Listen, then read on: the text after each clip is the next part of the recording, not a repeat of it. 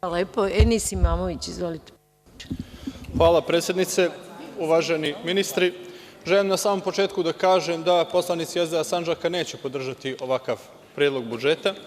Sa aspekta Bošnjaka, ali i svih građana koji žive u Sandžaku, ni ovaj predlog budžeta nije dao adekvatno rešenje za ogromne probleme koji se decenijama gomilaju u Sandžaku. Mi smo sa nekoliko amandmana pokušali da popravimo ovakvo rešenje i damo odgovore na ova nagomilana pitanja. Iako se radi o jednom od najmlađih regiona u Evropi, u Sandžaku je ogromna nezaposlenost, a naročito među mladim ljudima, i ona je i do 3 puta veća nego što je to slučaj sa republičkim prosekom danas.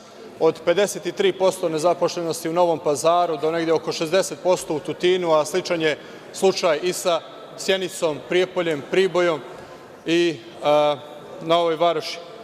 Kao direktan rezultat ovako loše vladine politike, mi danas imamo na hiljade i hiljade mladih ljudi koji svakodnevno odlaze u zemlje zapadne Evrope i tamo rade poslove najslabije plaćene, pa čak i oni koji imaju fakultetske diplome. Ono što nas u Sandžaku takođe veoma interesuju su i sredstva za izgradnju Koridora 11 preko Peštere. Mi predlažemo da se u budžetu za 2017. godinu opredele sredstva za izradu prostornog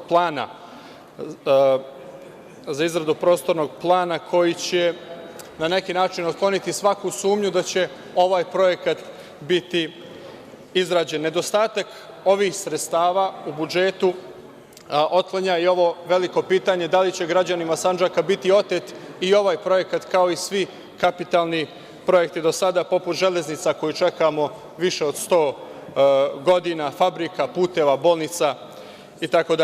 Mi smo amandmanima, kao što rekao, predložili da se u ovaj budžet uvrste i sredstva za rekonstrukciju regionalnih puteva Novi Pazar-Tutin i Novi Pazar-Sjenica, jer se ovde radi o putevima koji su garantovano među najgorim putevima u zemlji, a Novi Pazar-Tutin je u najlošijem stanju. Za ovu tačku dnevnog reda u načelu isteklo je vreme koje pripada poslaničkoj grupi koje vi pripadate vezano za ovu tačku dnevnog reda. O detaljima ćemo nastaviti prilikom rasprave o amandmanima. Naravno, predstoji rasprava o pojedinostima. Zahvaljujem.